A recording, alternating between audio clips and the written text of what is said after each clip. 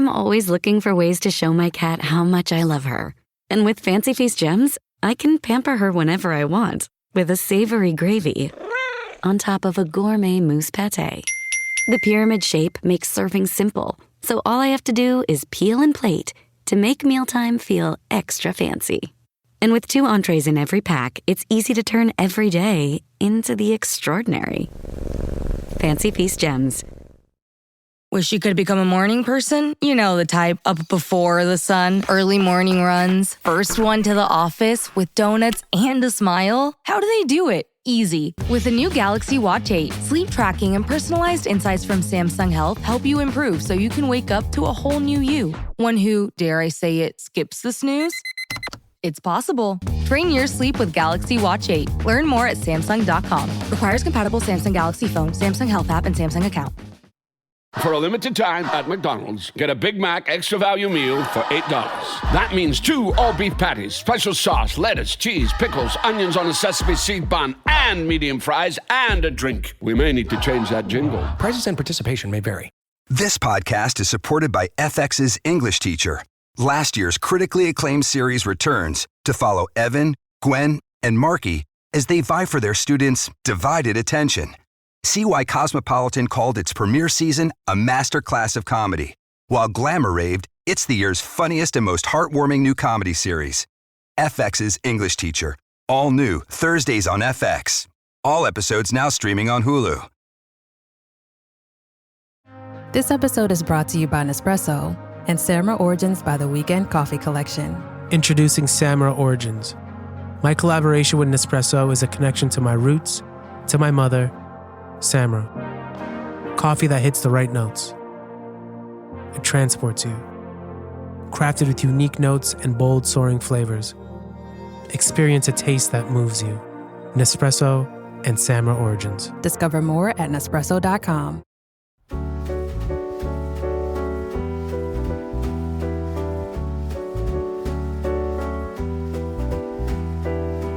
It's Pack Your Knives. I'm Kevin Ornaments.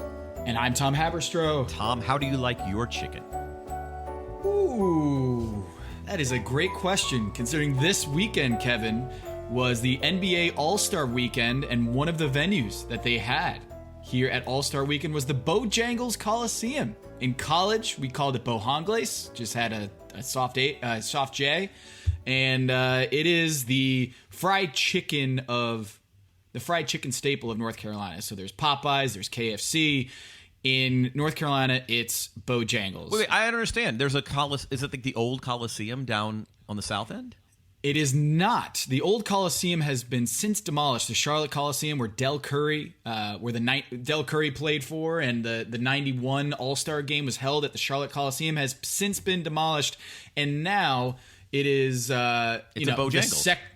The second, it might be a Bojangles actually. The second arena, which houses, I think, the Checkers, which is also fried chicken, but the Checkers local hockey team plays at the Bojangles Coliseum. And it's just like 5 minutes down the road from my house.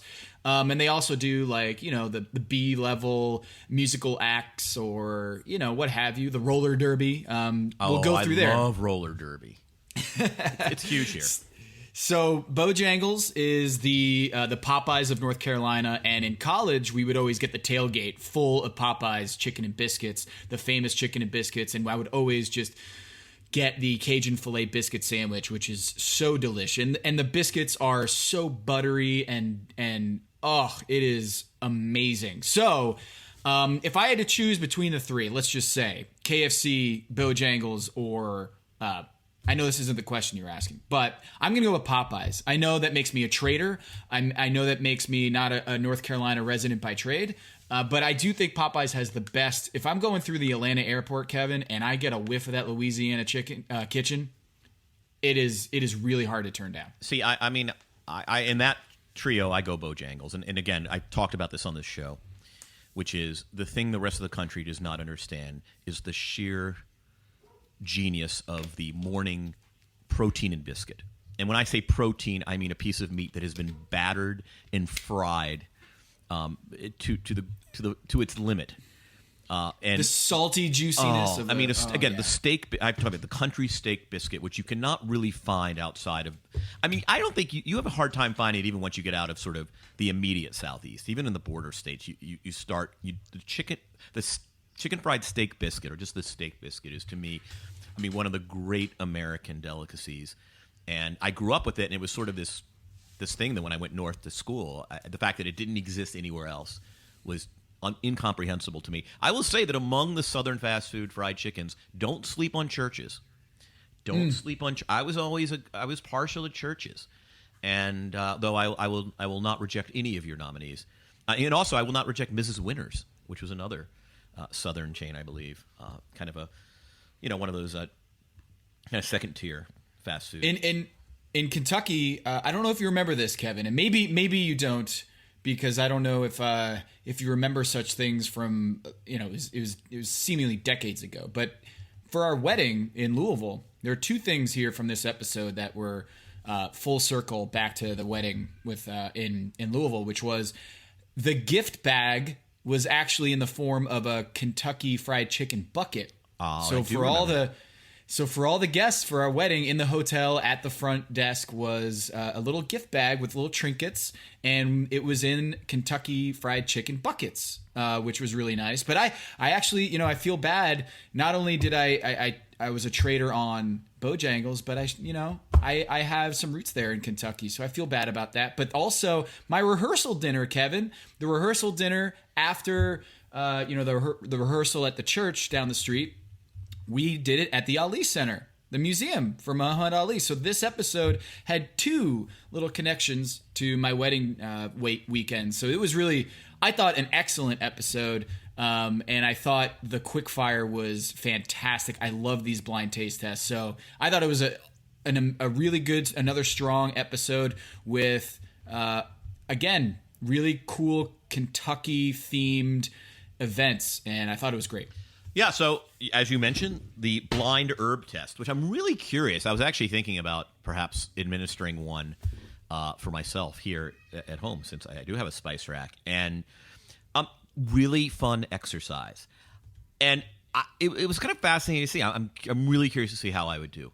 And Justin was the only of the 6 contestants who failed to get salt. And I've heard, by the way, I've heard this from other chefs, that at a certain point your taste buds almost become inert to anything. That, like, it is really hard as a chef to kind of maintain that. Ironically, as you kind of climb up, the ladder of prestige, it becomes harder and harder for you to actually taste your food. Also, I thought was very interesting is Sarah, and we'll talk about this. She kind of used her olfactory senses. It's like you don't put it on your tongue, you put it under your nose if you want to get the best results. She wins.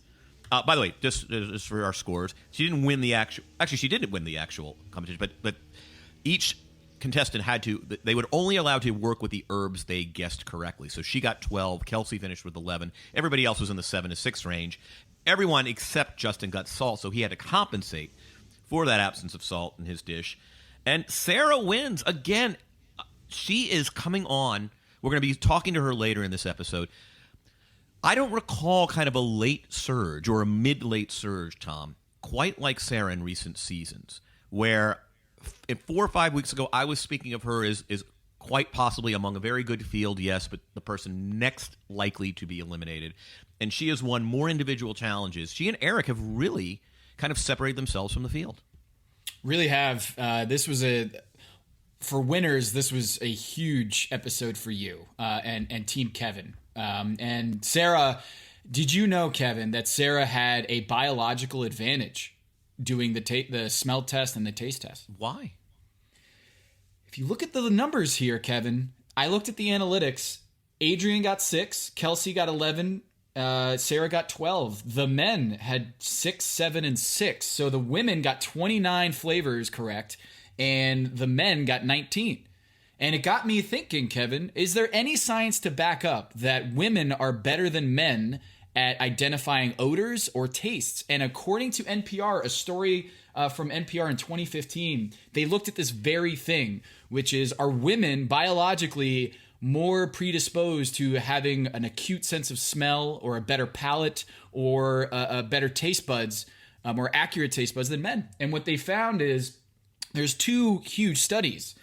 In 2005, in the Chemical Sense journal, they found out that women of reproductive age had up to 5 times magnitude better sense of smell than men. Which might explain the whole, like, pregnant women like weird or just have cravings. Yes, my wife, when she was pregnant with our first child, just had like daily cravings and daily aversions. So like each day when she was pregnant, it was like a totally different sense of palate and cravings and appetite. One day she hated cucumbers. The next day she hated zucchini. And then she falls in love with cucumbers like a week later. It was so crazy. But they were like, in this study, they were like, okay, the scientists were like, let's try to replicate this. They did another study where they thought maybe training or like somehow in their sample size, the women just were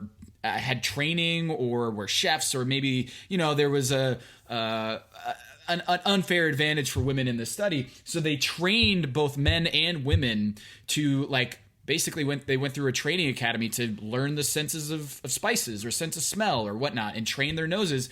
And what they found is that the magnitude went up to 11 times the strength. So when they replicated the study, it actually magnified the effect. Yes. The effect of the olfactory advantage or effect that biological women have. That's interesting. So I'm like, what is here? So what they did was they did taste tests or odor tests, and they lowered the levels of that thing and tried to see how long the women at various ages could detect what that odor or thing was. And they just up to 11 times magnitude stronger than the men of women of reproductive age. Maybe not younger women or older women, but in reproductive age, they were able to just have this laser sense of taste and smell. So, looking at this, and I didn't really get a sense in this NPR piece that they had a really good explanation for why. I mean, maybe pregnant women or women of reproductive age just need to have a sense of what's good for them or bad for them. To protect their child. Yeah, well, if you're an evolutionary biologist and you listen to this show, we would love to hear your thoughts. Yes, so the women outscored in this quickfire test, and I don't think it's an anecdotal evidence. I think there is some science to back up that women have an advantage in these things. And poor Adrian with the dried time. And she didn't get it. And then they finally had time, and she didn't get it. It was very funny. Yeah. So Adrian, it's interesting. Adrian was finished near the top with the Moroccan chicken. She ends up getting kind of a bizarre collection of spices, but turmeric and sage are the ones she turns to. She does an orange salad. The acid works really well with the savory chicken. She gets on the top. Eddie is also on the top. He did this red sauce out of serrano and Fresno peppers that everyone just fell for with his double breaded chicken. Very interesting. Sarah just goes straight up fried chicken. There's no Moroccan. There's no I'm going to do a chicken katsu like Justin. There's no hot chicken. It is straight up fried chicken with a corn and blackberry salad that looked lovely. She wins the quickfire challenge. Poor Justin doesn't get to use salt, so has to compensate with a kind of soy sauce and whatnot, and ends up with kind of he tries to go for that chicken katsu feel. Yeah, just overcooked it, and it just was too dark. I mean, he was working with a losing hand. He just had to make lemonade out of lemons. Didn't succeed, but that's okay. Sarah's first individual win, apparently, but she takes the 5 G's, the $5,000, and that leads us to the Muhammad Ali Center. Tom. Yeah, so the Ali Center, we had a rehearsal dinner in the art room, where it was an amazing story. Muhammad Ali coming up from Louisville. He used to be called the Louisville Lip because he was such a good talker. And we had, I think, Eric. I think this was the Eric show. I mean, it has been the Eric show for what, the last 6 episodes, just on a roll. Yeah, and I don't recall ever having been more happy for an individual chef for winning than I was for Eric this challenge. So, what they essentially did is they had 6 touchstone moments in Muhammad Ali's career, from his first fight at Freedom Hall in Louisville, the rematch versus Sonny Liston and Lewiston, Maine, the fight of the century, which was Ali and Smokin' Joe Frazier at Madison Square Garden, often regarded as sort of like one of the greatest fights of all time. The Rumble in the Jungle, which was in Kinshasa versus George Foreman. There was a great documentary about that when we were kings several years ago. I'm so old I don't even friggin' remember. Thrilla in Manila in the Philippines, which was another rematch against Frazier. And then the Battle of New Orleans against Leon Spinks. By the way, Leon Spinks produced one of the greatest Sports Illustrated covers of all time. If I remember correctly, it's just like him, like his name Leon, and just this wide grin with the gap where his 2 teeth are missing. Spinks sort of came on the scene in the late 70s and was a really interesting prospect of a fighter. Had a nice career, but there was sort of like, and Spinks took him to the limit. I mean, that was, if I recall correctly, like that Ali Spinks fight. And, Ali's in the latter stages of his career, but I believe it went to like the judges. So Spinks was sort of but obviously you've got some geographical significance to these 6 categories. Cook a meal that's reminiscent of New Orleans or the Philippines or Africa, or hey, you could go like it was really hot in the ring in this fight, or it was a really quick fight, like Lewiston, Maine, the 2-minute. And so the chefs had to correspond with the fight and kind of come up with a dish that told his story. Tom, one thing I think that's notable, and I think when we get to the final results, it's clear, is, I just can't remember a season when it was more intent for the chefs to nail the narrative element, the storytelling element, that their plate and dish conform to the theme. And it's just a very interesting twist because, again, I just felt like in the past, you should do something that conforms to this. And if you're as absolutely just, if you're unabashed in your ignoring of it, the way Brother Luck was, we're going to ding you. But as long as you at least speak to the theme, you're going to be okay. Not so, Tom. Not so. They are putting a premium on storytelling. They have put the chefs on notice. You will cook food that conforms to this parameter, or you're going to end up on the chopping block. That is the story, literally. And I guess it's the difference between a cook and a chef is like the chef has to be creative and come up with these dishes and own the room and own the kitchen and have a better sense of narrative, or building a restaurant out. And I think that's what they're trying to play up. You want to go? Let's go through. You want to go through and kind of catalog what went down, sort of before just kind of like let's throw it out, right? Round 1, and we're just going to lay out the dishes, not tell you the winner, although presumably Sarah is very put out by the fact that she is getting in the Kentucky pigeonhole once again, being asked to do Kentucky food. I appreciate that. I appreciate that too. You want to kind of expand. She's got some confidence now. She really wants to branch out. She's tired of being the regional chef. Damn it. She doesn't mind carrying the mantle as the hometown girl. But you know what? Enough of this. I can do a lot more things. But she randomly they kind of put pieces of paper, decide which chef's going to get which dish. She gets stuck with Louisville, and boy, does she make the best of it. I didn't even know about Thunder and Lightning, Tom. I wasn't familiar with that dish. I wasn't either, and she nailed it. She was nervous talking to everybody in the room with the mic, and I totally get that, and yet she nailed that too. I felt like she just she embraced the Kentucky aspect of this, bouncing back from last week and being, kind of roasted about the homemade thing at Rupp Arena, which was her little cathedral there. I thought she had an amazing job, and not just because we're going to interview her later in the show, Kevin. I thought she just did an amazing job, and the chefs did too. And this is one of the beauties of food, right? Like Thunder and Lightning. Well, what the hell is Thunder and Lightning? What I've never heard of that dish.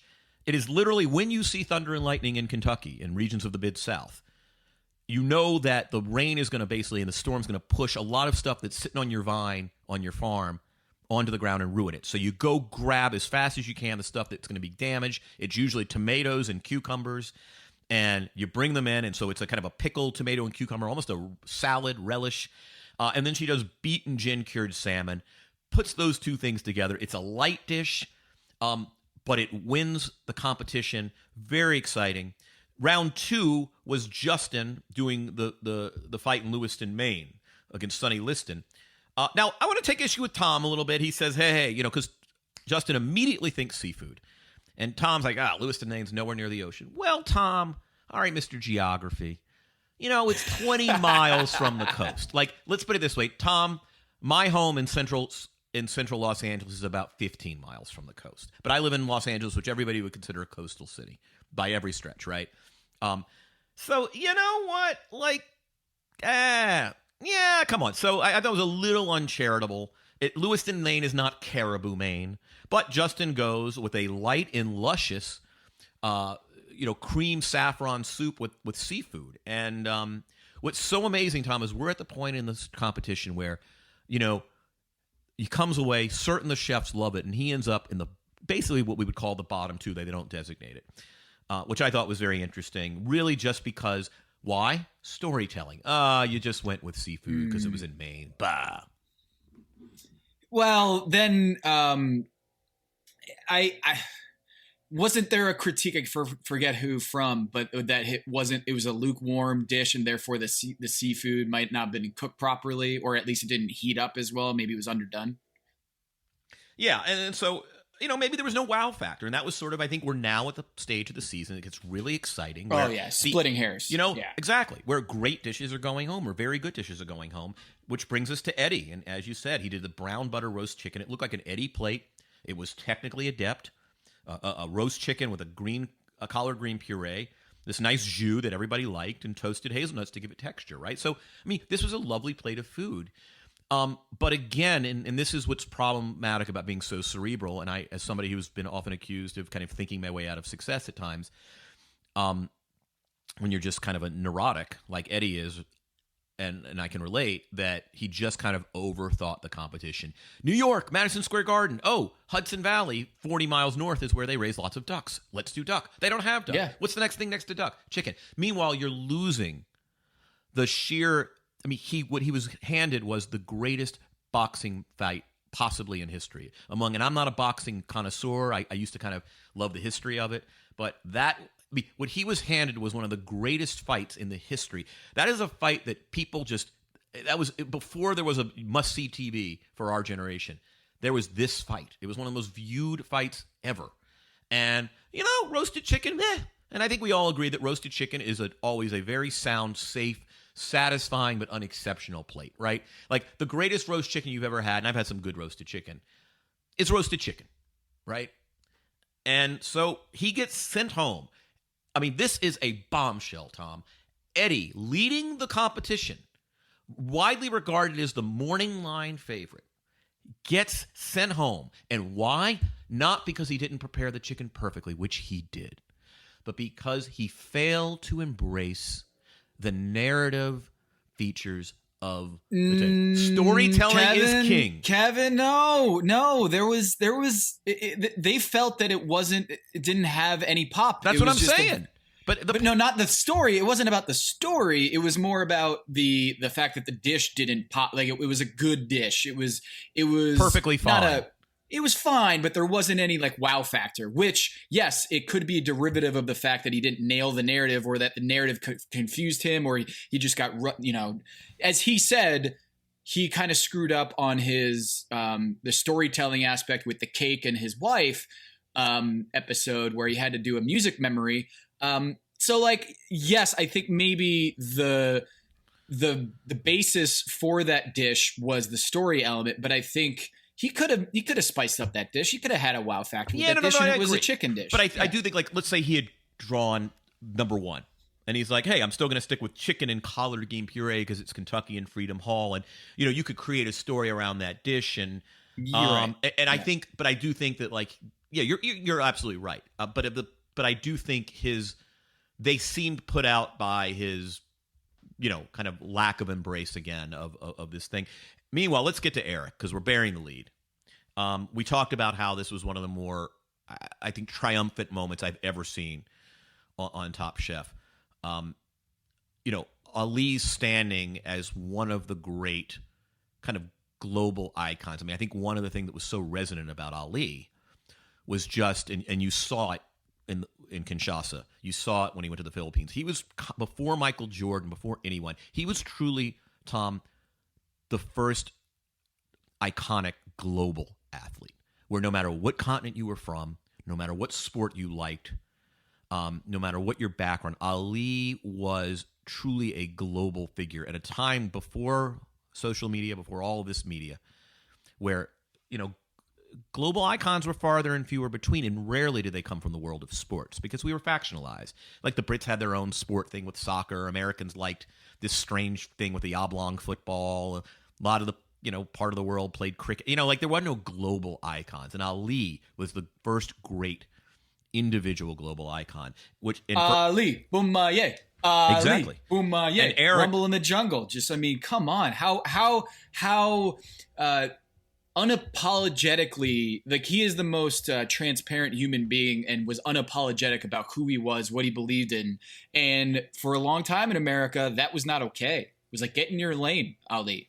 And I think this is the dish that it kind of all came together for Eric. I mean, emotionally, a lot of people might crater because of the weight of what a Ghana American chef would have to represent by having this dish, having this story. And he not just cooked the fufu, but just nailed every piece of that. And I think Tom captured it, correctly, which was, man, this dish, you might not have been able to cook this dish in America 60 years ago, 50 years ago, but 10 now, years ago. 10. I mean, you tell me. But see, we talked about, when was the first time you saw fufu at a restaurant? I saw it in Ghana in 2007. And here's the thing. I just want to emphasize this. The degree of difficulty. Forget the fact that, it's unfamiliar to American palates. Forget that, which is true. Fufu is hard. It can be, so many things can go wrong. It can be too pasty. It can be too slimy or too hard or too thin or too loose. And it is not an easy thing to nail, especially for 100 some odd people. Forget just, it's strange. It is this is kind of like doing risotto. I mean, it is that hard, Tom. It is very difficult. I also saw on Twitter someone's notion that his plate was so beautiful because it had the colors of the Ghanaian flag, which actually were the colors of the flag of Zaire, where the fight took place. Zaire is no longer, when Mobutu was ousted 20 years ago, I think it was about 20 years ago, they changed the name of the country, and they also, Tom, got rid of the coolest flag in the history of flags. Do you remember the old Zaire flag with the arm holding up the torch? Yes. That was the flag of the nation of Zaire. And I don't understand for the life of me. I know you rebrand the country, you rename the country Congo, but you got rid of the greatest flag ever. And Mobutu, very problematic historical figure, but damn, was he stylish and knew a good flag when he saw one. And I just don't understand how you get rid. Eric, listen, Tom, there's no other place I can rant about this. So I'm just going to say, what did they do? They got rid of the coolest national flag ever, the Zaire flag. Anyway, but the degree of difficulty, the symbolic meaning, this is one of the most dramatic, triumphant moments in Top Chef history. And I gotta say, Sarah and him both got the hometown dish, the draws that they got, and they don't want to be pigeonholed, but they both embraced it, and I think that was really, really cool because, in this, we always hear it. It's the same trope about Top Chef is just do the dish. Don't try to do too much. Just do the dish. Do you. And this was kind of emblematic of that. Right. And just to round up, so Sarah and Eric were on the top. The other four were, quote, on the bottom, but again, Padma said it right up top. But this is now nitpicking. And I don't recall a judge's table with this many people still in it where instead of getting dressed down, you're basically, getting complimented. Adrian kind of ran into it. There was kind of a tease where I thought Adrian was going home because, Tom, that moment where they are in the kitchen, and Adrian's like, "Yeah, I got Manila, and I know Southeast Asia," and the judges are right. Filipino food does not bear much resemblance to Vietnamese food. It just doesn't. It's different flavors. The Portuguese and Iberia, and not Portuguese, the Spanish influence over there. It's a much more less subtle taste, I think, than Vietnamese food. It's not as bright. It's more like savory gravies. I mean, it really is.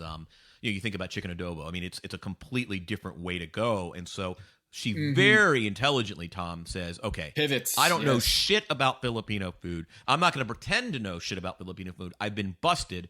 What's the next kind of feature here? Oh, it was hot.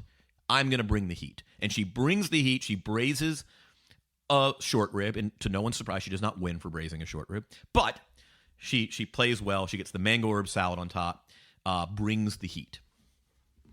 Yeah, and for the same reason that she almost went home for the same reason that Sarah got roasted last episode, which was that she used like a store-bought hot sauce instead of making it her own. So I thought she might have been sent home too, Kevin, for that very reason. Is like, hey, not all the ingredients were prepared by you. Yeah, and Kelsey distinguished herself once again. Didn't finish on top, didn't lose, but did the bread pudding, the dessert course, Battle of New Orleans. She did corn 3 ways. Somebody didn't like the candied corn. It reminded me of Tom's. Every time I see somebody say 2 ways, they should just do 1 way, right? That's great. Yeah. But, she picks a good dish. Everyone cooked well. There's a lot of depth this season.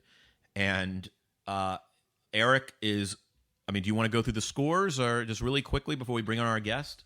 Yeah, 51 Eric back-to-back wins. Last episode on Pack Your Knives, we warned him about the boomerang effect, the sophomore slump, or the hangover effect this season that we've seen, where guys like Eddie win, an episode, win the elimination challenge, and then lose the next few weeks, and then finally he's kicked to the curb.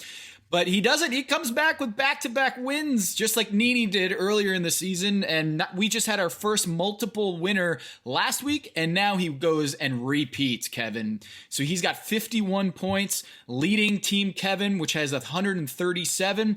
Eddie is sent home, and I don't know if we want to. I think we'll do this maybe later, but Eddie's sent home to Last Chance Kitchen. Michelle, who is at Last Chance Kitchen now, who is technically still in. Then Sarah has 30 points.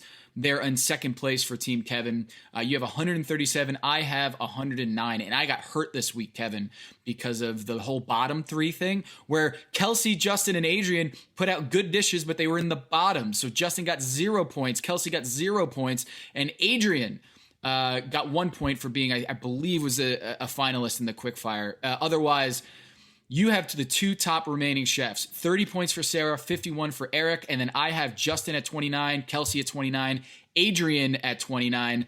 But Kevin, real quick, Eddie goes home to Last Chance Kitchen. They prepare. We'll do this quickly. Okay. Yeah, run through it. Let's do it. They have to do, when they got knocked down, a knockout punch from Michelle and Eddie. They had to do the challenge of a knockout punch and do a dish representative of that story of how they got back, because of boxers have to get back up after hitting the mat. So Eddie and Michelle go head to head. They both, I think, had really solid dishes. But Kevin, one of your members came back into the competition. Who is it? Michelle is coming back. I'm very excited about this. I'm sorry we don't get to. Eddie's just been a fantastic contestant. Has put out some beautiful food, but very excited to see Michelle come back. I do think as the challenges get more refined, assuming they do, I still think in a 4-hour table of 8 situation, she is as strong as anybody in this competition.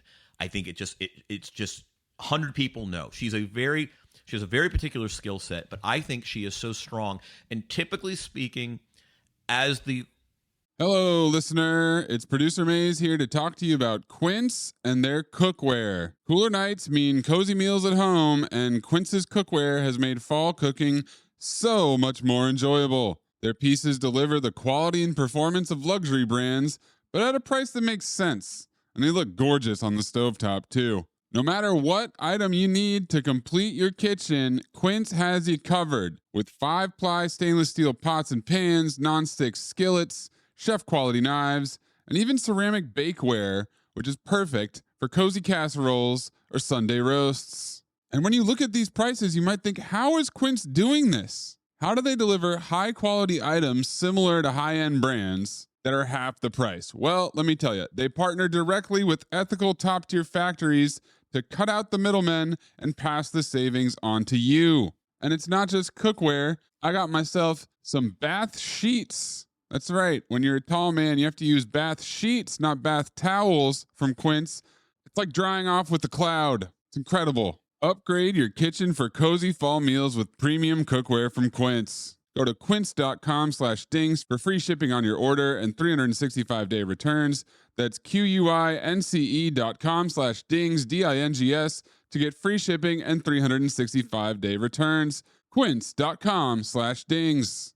Hello, listener. It's producer Maze here to talk to you about Kindred. Now, close your eyes like Owen Wilson during a job interview and imagine a way to travel that feels personal, comfortable, and connected without the price tags and the sterile feelings of hotels or short-term rentals. Now open your eyes and stop using your imagination because Kindred has made it very real. That's exactly what they do. Kindred is a members-only home swapping network. It's not a hotel. It's not a short-term rental. It's a smarter way to travel where each stay feels like home. Here's how it works. With Kindred, your home is your ticket. You earn credits by hosting fellow Kindred members, and then you use those credits to stay in over 220,000 homes in more than 100 cities worldwide. There are no hotel costs or rental fees, just the credits that you've earned. Every stay comes with white glove service, 24/7 trip support, and $100,000 in host protection. Make it easier for you to travel and enjoy yourself and not worry about details. I've used Kindred and I found an amazing home for a weekend getaway in an idyllic location with amazing views and great ambiance. It had everything I needed. And the best part was, it cost me $0. So apply now at livekindred.com and use code DINGS to join for free. Plus, you'll earn 5 nights of travel credit just for signing up. That's right, that's 5 whole nights for free at livekindred, KINDRED.com, code DINGS, DINGS, livekindred.com, code DINGS. Listener, listen up. This is important, okay? I'm going to try to save you some money here. If you're still overpaying for wireless, it's time to say yes to saying no. At Mint Mobile, their favorite word is no. You may think like, oh, that's bad. No contracts. No monthly bills, no overages, no hidden fees, no BS. Here's why I said yes to making the switch and getting premium wireless for $15 a month. You heard that correctly. $15 per month. Ditch overpriced wireless and the jaw-dropping monthly bills. And of course, there are all these hidden fees and stuff, but at Mint Mobile, plans start at $15 per month. All the plans come with high-speed data, unlimited talk and text. You're not doing like weekend and nighttime minutes or anything like that. And it's delivered on the nation's largest 5G network. Use your own phone. Don't have to get a new phone. Use your own phone with any Mint Mobile plan and bring your phone number along with all of your existing contacts. I switched months ago. People have asked, did you actually switch? Yes, I actually switched months ago, and I don't know what to do with all this extra money. I've cheated the system here. I've rigged something. This is an Ocean's 11 situation where I'm stealing wireless from Mint. That's how good a deal it is. Ready to say yes to saying no? Make the switch at mintmobile.com/dings. That's DINGS. That's mintmobile.com/dings. Upfront payment of $45 required, equivalent to $15 per month. Limited time new customer offer for first 3 months only. Speeds may slow above 35 gigabytes on unlimited plan. Taxes and fees extra. See Mint Mobile for details. This episode is brought to you by 20th Century Studios' new film, Springsteen, Deliver Me From Nowhere. Starring Golden Globe winner Jeremy Allen White and Academy Award nominee Jeremy Strong. Scott Cooper, the director of the Academy Award-winning movie Crazy Heart, brings you the story of the most pivotal chapter in the life of an icon. Springsteen, Deliver Me From Nowhere. Only in theaters October 24th. Get your tickets now. The family that vacations together stays together. At least, that was the plan. Except now, the dastardly desk clerk is saying he can't confirm your connecting rooms. Wait, what? That's right, ma'am. You have rooms 201 and 709. No, we cannot be 5 floors away from our kids. The doors have double locks. They'll be fine. When you want connecting rooms confirmed before you arrive, it matters where you stay. Welcome to Hilton. I see your connecting rooms are already confirmed. Hilton, for the stay. Competition progresses, they do become more refined. It's more, you get a little more elbow room to make your food. And I think Michelle is going to be a threat. I think she is a contender to be in the final 2. And this is going to be really interesting. Just like Joe Flam last year. Joe Flam came back in Last Chance Kitchen, came back with a vengeance and was the ultimate Top Chef winner. So, man, we have the finalists. It is Eric, Sarah, Michelle, Justin, Kelsey, and Adrian. And with that, Kevin, let's bring on our next guest.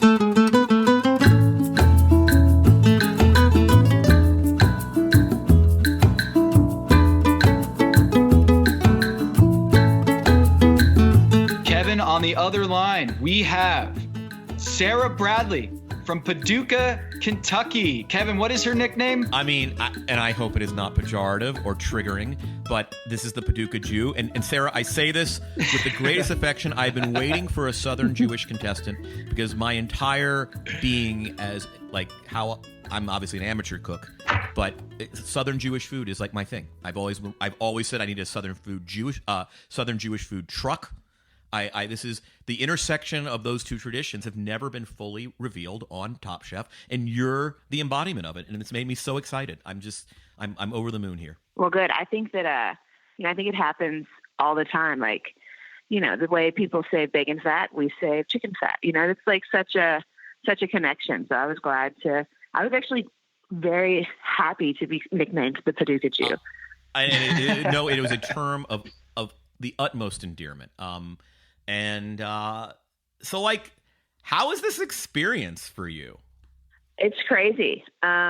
Especially the last 2 weeks, right? The very emotional last couple of weeks for you on the show. I know. I never really thought about being on Top Chef. I watched it. I was always a fan of it. But when I heard it was coming to Kentucky, that's what really pushed me and made me want to try to be there because, your wife is from Kentucky. You've been to Kentucky a million times. People have this pride. And so it was like, oh man, I might have the chance to represent my state. I got to do it. Oh man. So I thought they've done whirlwind. I think they've done an amazing job of representing Kentucky so far in this. As someone who's visited and spent much time in Kentucky, I feel like just the production, the themes of every episode thus far have been very, very authentic to Kentucky. And even though Kentucky Fried Chicken might be a chain and it's just this big corporate conglomerate,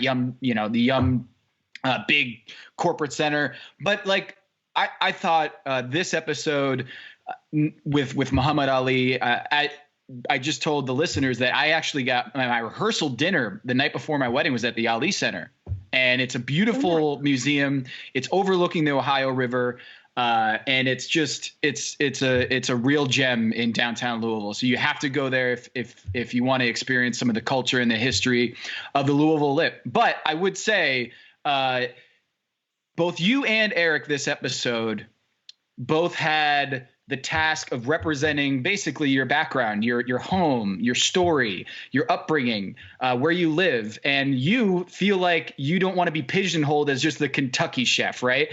And I thought that was fascinating that you, in this episode, you felt like you didn't want to be just branded as the only thing you can do is just Kentucky things. And yet here you were coming out on top with Eric, both just nailing these dishes. Yeah, well, I think it was a repercussion of the week before that, prior to that, like here I am, lifelong dream, standing in the middle of Rep Arena, like on the floor in front of Coach Cal, bands everywhere. And, and I didn't perform well. Well, actually I did not perform well.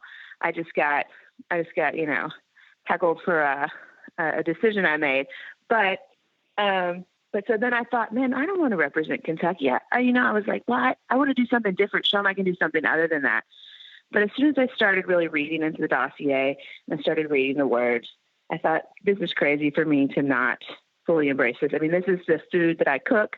I've lived all over the South, and I was in New York for a long time, and Chicago, and I moved home to Paducah to cook this kind of regional cuisine that is based off oral traditions. And I thought, why in the world would I not do this? So I think it did work out well. And, hopefully you'll see more from me in the, next week doing Kentucky food. Yeah. So I have, we got to go back to the waffle mix. So did you feel like, because Kevin and I talked about on the pod, like the ingredients in the Whole Foods waffle mix is natural ingredients where it's not like it isn't like I likened it to like getting Italian seasoning where it's just the natural, it's just pre-mixed, and it saved you a lot of time, and you got dealt a really tough blow with the fryer not working, and that actually kind of saved you. That was a strategy that actually probably helped you. And like I know you weren't able to get that kind of mic time on the show, but is there anything that the production we didn't get to see that, hey, Sarah, you have the mic now, so go, let's talk about this? Well, it would have been editing's a tough thing. And, they can't show everything. It would have been super dope if they would have shown that not only did my fryers not work prior to coming out, but once we got to the floor, my waffle irons did not work. So, do we think, there, like, not to be a conspiracy theorist, are we safe to assume that among contestants that when there is a snafu like that, it is understood that the producers are fucking with you? I don't know. I don't think they're messing with us. I think they're just, like I have a kitchen. It's been up for 4 years. We scrub it down. We take care of the equipment. We work hard on everything, and stuff still goes wrong, all the time. Like we go to fire up the grill and it doesn't work. And here it's been working for 4 years perfectly. And all of a sudden, and they're setting up kitchens in the middle of Rupp Arena or on the middle of a house, a lake or wherever it is that things aren't working. And I think it's just, it's like they feel just as bad as we do. I really do think they try to give everybody the best product, the best quality, the best plates, the right equipment to put out the best food that they can. It just doesn't always work out. Oh, that's interesting. Okay. I mean, it's good to know. And this wasn't a criticism of the show. In fact, I would compliment them for their sort of wicked creativity and sort of putting these sand traps all over the course for you guys. Like, there's something to be said for that. But it's been pronounced this season. And what's amazing is, again, and I say this every time a guest comes on, and I probably said it 12 times in our 2 seasons, but like, I'm in awe. I made dinner last night for our friend Charlie Widows. Hello, Charlie. You listen to this podcast, and his wife. Hey. And, I cook, and it's Charlie. like I made a dinner for 4, and it took me to make 4, essentially 6 portions. Of course, I'm Jewish. I overcook, and there's enough food for like twice as many people. But like, I'm sorry, like from the moment the clock went up, like that was a 4-hour affair. And I made basically pork loin with a ginger apple compote, some braised cabbage, some delicata squash with chanterelles. Like, I didn't really make all that much, and it took me 4 hours, and I was really efficient. Like, I was proud of myself that I was able to still have much of my day to do other stuff. And I just am in awe with what you guys can do in the sheer amount of time. Like, how do you? I mean, I know this sounds crazy, but how do you do it?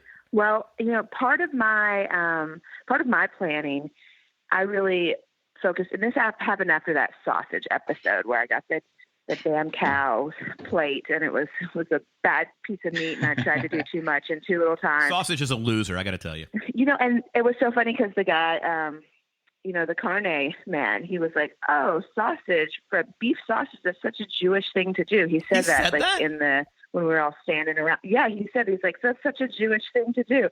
Like beef sausage, I don't know. Oh, like as a substitute, because we don't eat pork, we always do the beef version of like. Yeah, he was like, oh, that's such a traditional Jewish thing to do. And so I was like, yeah, I'm going to come out strong with my first Jewish dish. And then I just ran it into the ground. But, I think that I started planning my prep list like by the minute. Like, okay, if it goes off and I have an hour and a half left and I don't have this done, I really need to push. And when it gets to 1 hour and 15 minutes, I need to have this thing done. And so you've seen Kelsey has shown some of her book. If you follow her on social media, she has some of her book and she shows some of the stuff that's going on. If you look at my book, it's like a timetable. It's like a countdown exactly where I need to be.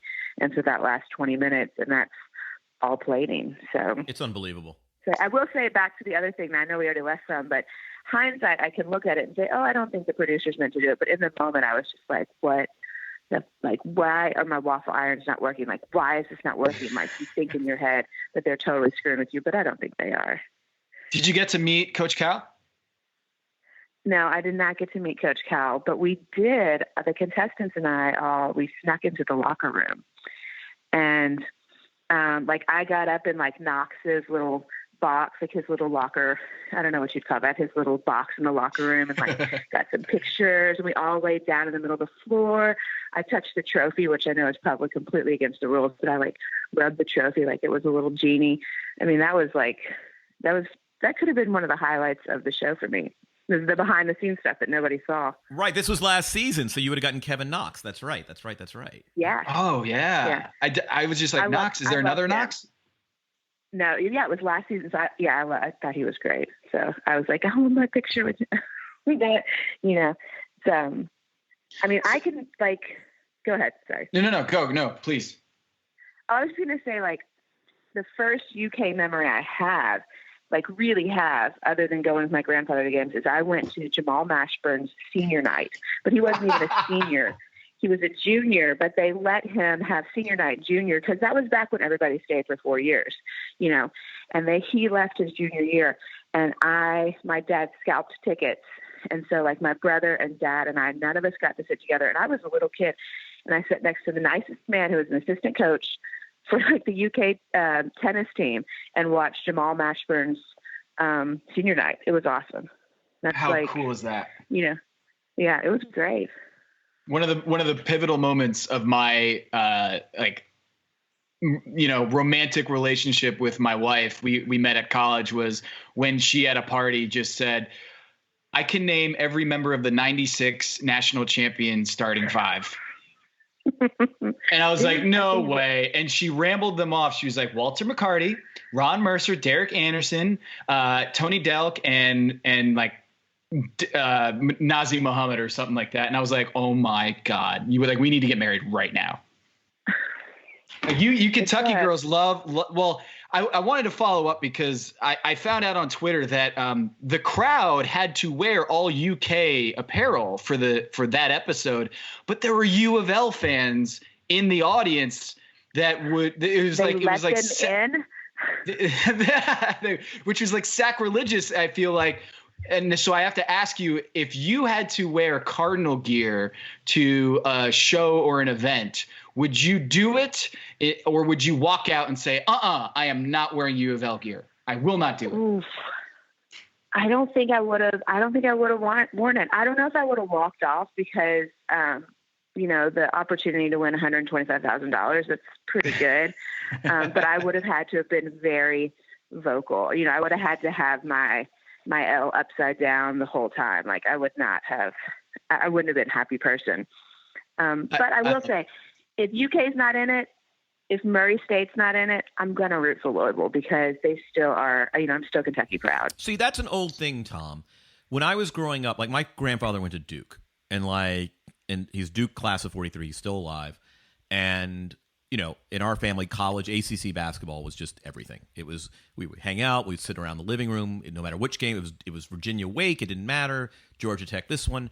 Different cousins ended up going to different colleges.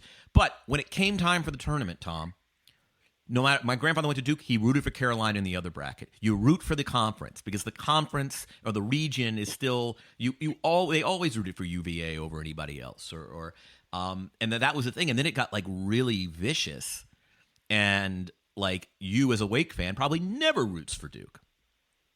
No, but if it is, so my wife, she loves UK basketball. And the weird thing about UK basketball is that Rick Pitino went to the other side and was U of L. And I always wondered, like, hey, would you root for Rick Pitino and U of L because it's Rick Pitino who won you guys a championship and is like a god in UK basketball? She's like, oh yeah, I love Rick Pitino. Like I root for him every time. So that kind of confuses the issue. Is like, yes, there is this blood rivalry between UK and U of L, but also like the patron saint of UK basketball is the head coach for a while at U of L. Yeah, but we can't root for Duke, no matter what. Yes. I'm sorry. You'll have to tell your grandfather. I'm so sorry. It's okay. Christian Laettner. Yeah. Christian Laettner. It ruined it for me as a You're child. You're going to break the heart of this Orthodox Charleston Jew. So, hey, who's your best friend on the show? Kelsey and I have known each other for years. We worked together in New York City, same restaurant. We spent time together. We watched each other's dogs when the other would leave town. Like we've been buddies for a long time. Elle and I were pretty close.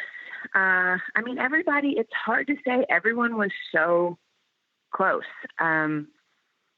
Everybody always, like, we tasted each other's foods. We'd like go over each other's dishes. It was this weird competition that I wasn't expecting, but that was just absolutely rewarding. Yeah, but I would say Kelsey and I were super close. When you found out you were going to be the only Kentucky chef, what kind of position did you feel like? Were you happy? Were you a little like, like scared about being the representative for Kentucky? I don't know that I was scared. There was definitely some added pressure, but I kind of felt like a little tour guide. It's like, all right, we're going to drive from Lexington to Louisville. Like, guess what, y'all? We're getting ready to go past this huge castle. There's no castle in Kentucky, Sarah. I swear to God, there's a castle in Kentucky. Like, and so they all drive past the castle, Like, you were rolling into, where the set is. It was in Louisville near, like the U of L stadium. Mm-hmm. So, the first time we go past there, I'm like, this is U of L, so it was pretty cool to be kind of like the tour guide, but it was also some added pressure because that meant that there was only one person from Kentucky to root for. And I didn't want to be, I didn't want to let everybody down, I guess you could say. So tell us about Freight House. Yeah, actually that was going to be my question. Yeah. Yeah. Yeah, so Freight House, it's in an old vegetable depot, so it's actual old train station. We've been open almost 4 years. We source as much as we can locally, almost everything within a day's drive.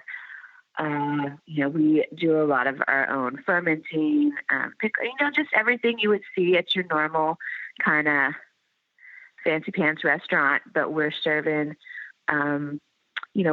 really traditional food. The cool part about Paducah and about the Freight House is it's not Southern, it's not Midwestern, it's not Rust Belt. We have, our location is, I'm closer to Illinois than I am to, yes. I can be in Illinois in 5 minutes. I can be in Missouri in 20 minutes, Nashville in 30 minutes, or in Tennessee 30 minutes. So I am right there on the tip. And so I can pull from all these other regions. And so Freight House, we just serve whatever we feel like, whatever tastes good. I notice on the menu, the final item is chicken and not box waffles. Yeah, we're also smart asses. Like full blown. We name things vulgar names, and we are smart asses, and we are really playful, and it's a really casual atmosphere. But we're using really, really, I would say, fine dining technique to serve, food that you wish your grandmother could have cooked. It's a really big menu. I'm always curious how chefs assemble menus. You have your classics here. How do you assemble a menu? Like, I mean, this is just, we go in, we take it for granted, but every menu you go into a restaurant, a chef has made a decision either to include or exclude, or to offer a limited number of entrees, or to go small plates, or, I mean, I would love your unified theory of menu creation. Well, I think it starts at the base of dish creation, so each individual dish. So I kind of just go into the walk-in, I'll go into dress storage, and I'll say, what do I have that needs to be used? What did this farmer just bring me? And so it doesn't always start with the protein. A lot of times my dishes start with the side items, because those are so important, on a Southern table. And they were, and even on, the Jewish Southern table, they are so important, those things. So it kind of starts with the vegetables and builds from there. And then we find someone who's a producer of a protein. We pair that with it. But, Paducah is not like New York or Chicago. We have had trouble, influencing people to share a lot of items. Everybody really wants to get their own appetizer, their own, entree, their own dessert. So we have increased the size. The menu used to be smaller, but I increased the size to try and get people to realize that they can share a bunch of stuff and have just as much fun and actually taste, a lot more things. Because, Yeah, but those classic things, if you notice the classics, you notice the Asian carp on there. That's our local fish. That has, but it's an invasive fish, and people around here were not used to eating it. It's been on the menu since day one. We've never taken it off. Not that version of it, but a different version. You know, different versions all the time. And then the other stuff we just rotate, whatever we feel like. Sometimes we'll change the menu every day. Sometimes we'll change the menu during service, and we just whatever we have, that's what we do.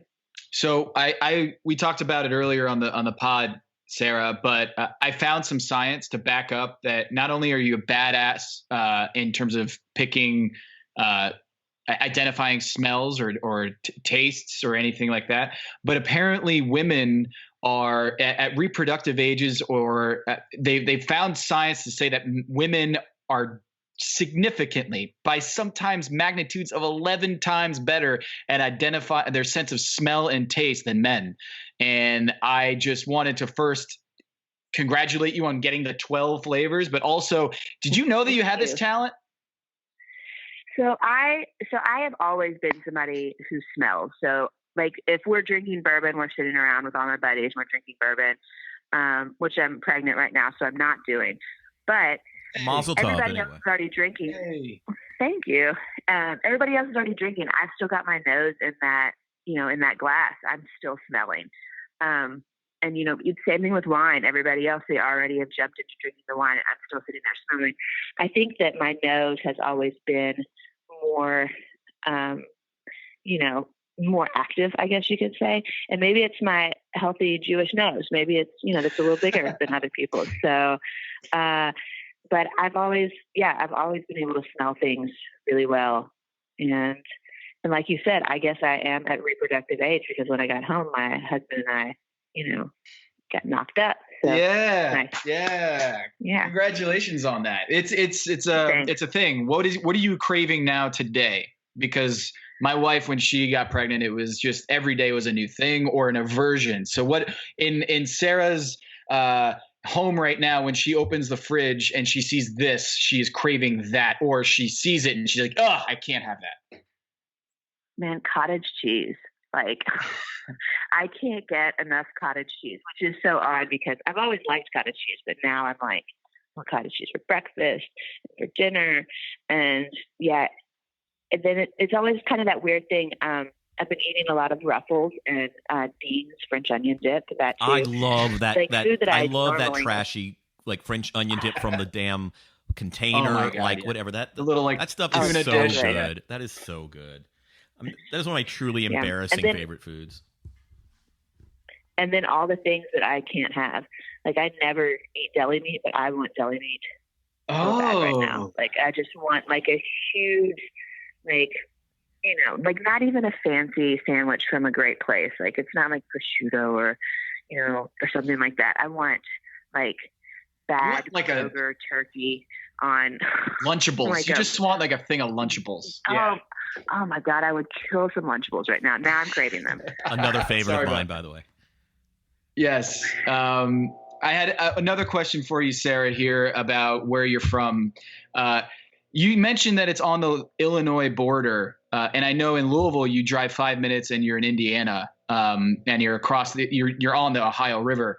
So I've had kind of these arguments with people who live in Ohio that Louisville is the South. But my friend Brian Winhurst, who grew up in Akron, Ohio, is like, no, it's Midwestern. You're right there on the border of Indiana, and people in Indiana wouldn't consider themselves like Southern. And so I wanted to know from you, because you grew up on the border of Illinois, which I don't think many people, when they think of South, they don't think of Illinois. They think of Chicago, right? And the Great Lakes. So what would when I ask you, is Kentucky the South, or are certain parts of Kentucky the South and then others are either Midwestern or Northern? It's strange. We are the South, but we're also very proud of the fact that we never joined the Confederacy. So like there's this, there's like this, we were like the middle of it. We're like, oh, we never joined the Confederacy, but we still are a Southern state. So, I think it's just, I don't know. There's a lot of y'all going on. It's a lot slower. Like I think if you went up to Ohio, Indiana, Illinois, you've got that fast-paced life. Everything slows down in Kentucky.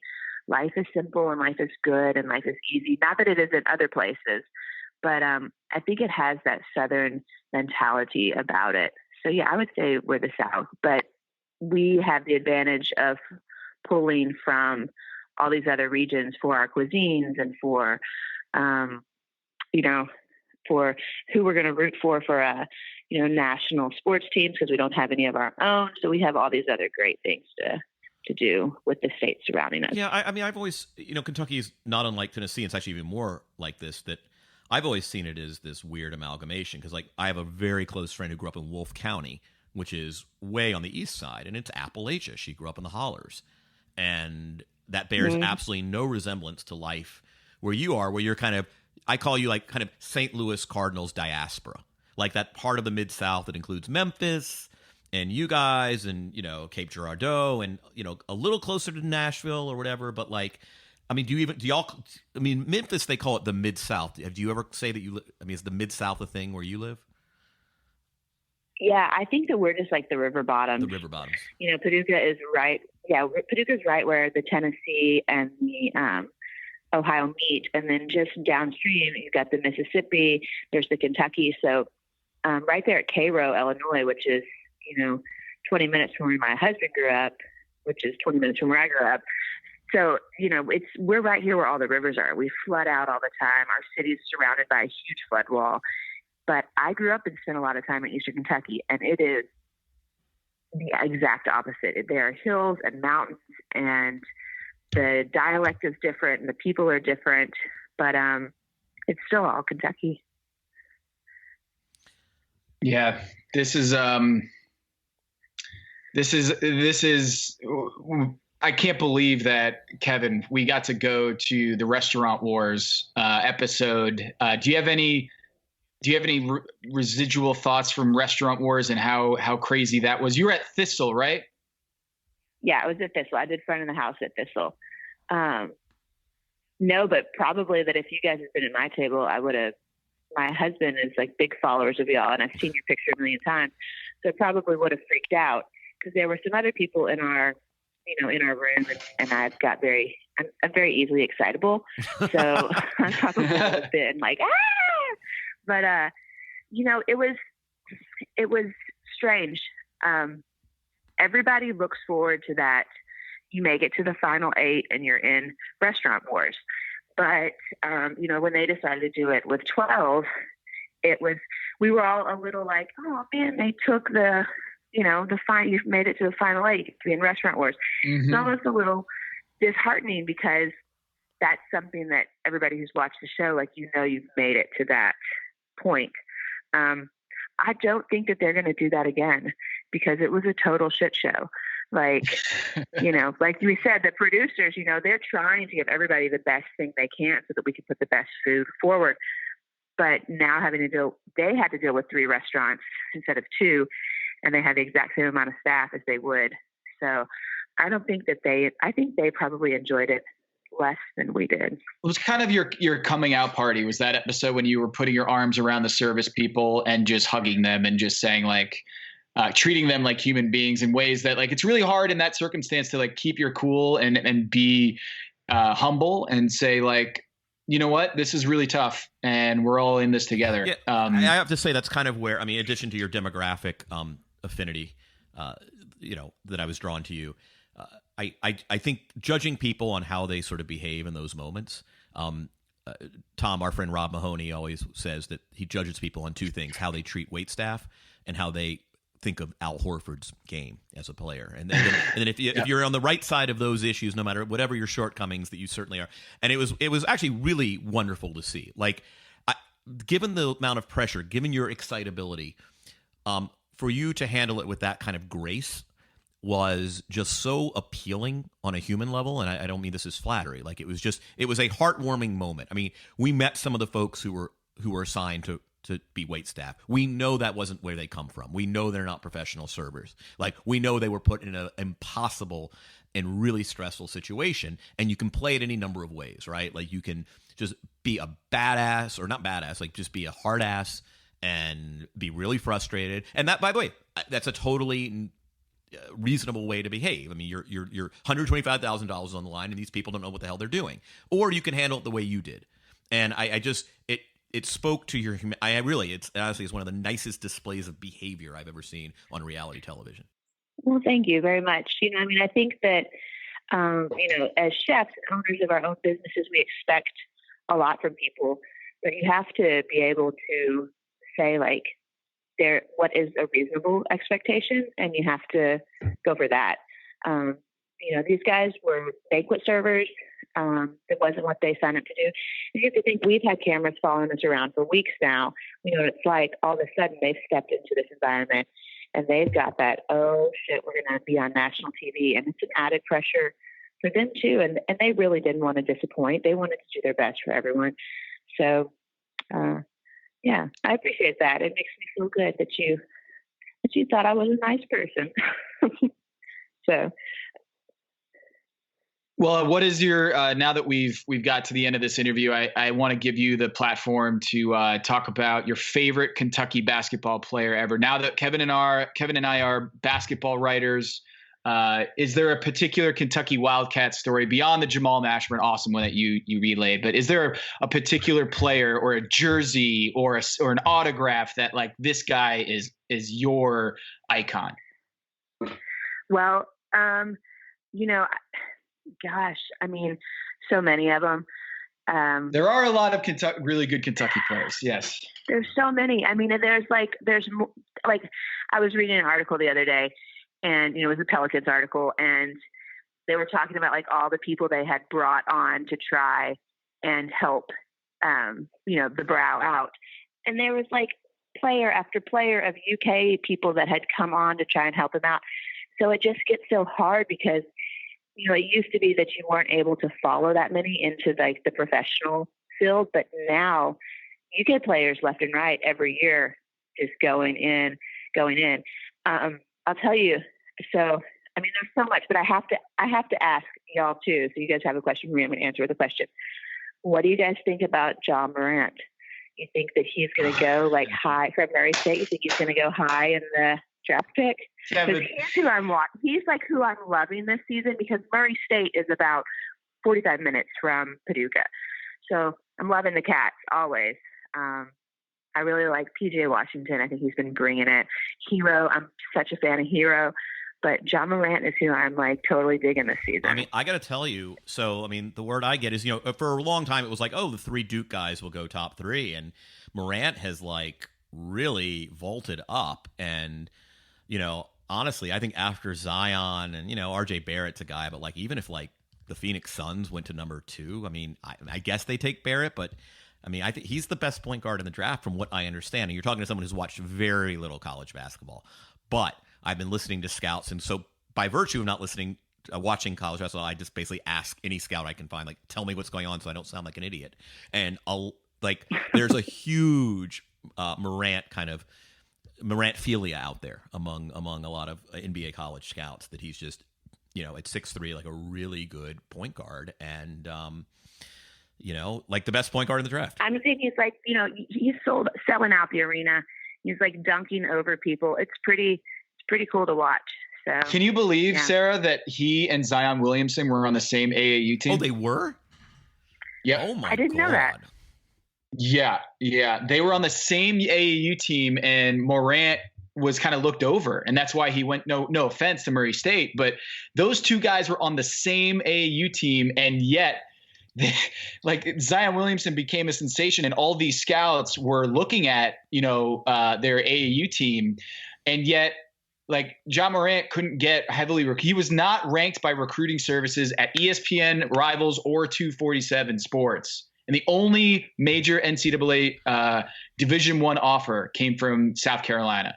And yet now, in a year's time, he is maybe a top 3 prospect. It's crazy. It is insane. It really is. Just to go from obscurity to projected top 3 in that kind of amount of time. It's. We can't overstate that. It is really crazy. You go from Paducah, Kentucky, to being a nationally recognized chef, kind of like Sara Bradley. So that is a story. I love Kentucky. It's great. It's Sarah, you are a great representative of Kentucky. I'm just going to say and of the Jewish people. Thank you so much. I love it.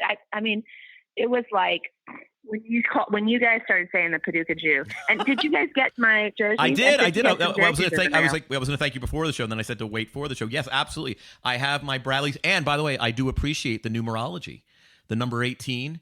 Yes. So Tom, number 18 Thank you. I was hoping that would not be lost. This is Omri Caspi's number, who was the first Israeli player in the NBA. In the Jewish, in Hebrew, letters have both letter and number significance, and they have values. So the word for life, which is chai, is an 8 plus a 10. So you'll find various when you see somebody wearing 18, it is often an expression of Jewish numerology. We're weird that way. How cool is that? So I appreciate it. Well, thank you. Sarah texted the Pack Your Knives account and the hotline. Yes, and she said, "Can I send you guys some stuff?" And I deliberately gave her your address because I just had a feeling that surprising you at your doorstep was something really, really cool. So that was a super gift. So thank you so much, Sarah, for that. We're good, because I was worried you guys might think I was a little like stalker. No, God, no, never. Like texting, like hitting you up, like, let me get your address. I got to send you something. You never knew. So if you were truly stalking us, you have worse problems, because like we're the wrong people to stalk. I mean, yeah, not very interesting. So this is I kind of teased it at the beginning before the show, Kevin, but we hosted the Charlotte. I live here in Charlotte, Sarah, and the NBA All-Star Game was here this weekend, and Kevin screwed me over. How did I do that? Last year, you had the most amazing brunch in LA for the All-Star weekend. And so that was the bar. I had to meet that bar. Kevin Arnovitz had an amazing brunch spread on the Sunday of All-Star weekend where he invited, people inside and outside the league. And it was an amazing, amazing brunch. And it was just like the best. And so this year I had people coming up to me and saying, "Hey, what are you doing for All-Star weekend?" And I'm like, you know what, Kevin, screw you. Like you set the bar so high, it was impossible for me to achieve the heights of Kevin Arnovitz, and you had your house redone, and I just couldn't compete. So you know what I did? I changed the game, Kevin. I just wrote up a scouting report on the city of Charlotte food and drink, and I sent an email out to like a bunch of our friends, and that was what I did. Because you know what? I could not play your game, so what I did was I did a scouting report on Charlotte's food scene, and then. You know what? That's why I said in the beginning of the show, Kevin, that you screwed me over this weekend. But you know what? I did okay. Well, I'm sorry for the unintentional screwing there, but I'm glad you were able to expose people to the culinary treasures of Charlotte, North Carolina. I might very well be there, depending on the first round matchups. Have you been here to Charlotte, Sarah? Ever? I actually used to live in Charlotte. What? I went to Johnson & Wells in Charlotte. Yeah. So I lived there. I lived like out in Noda before Noda was much of anything. There was like a couple buildings that have been redone, but I haven't been back, but I hear that it's like a completely different area now. Yes, was Noda Brewing Company there yet?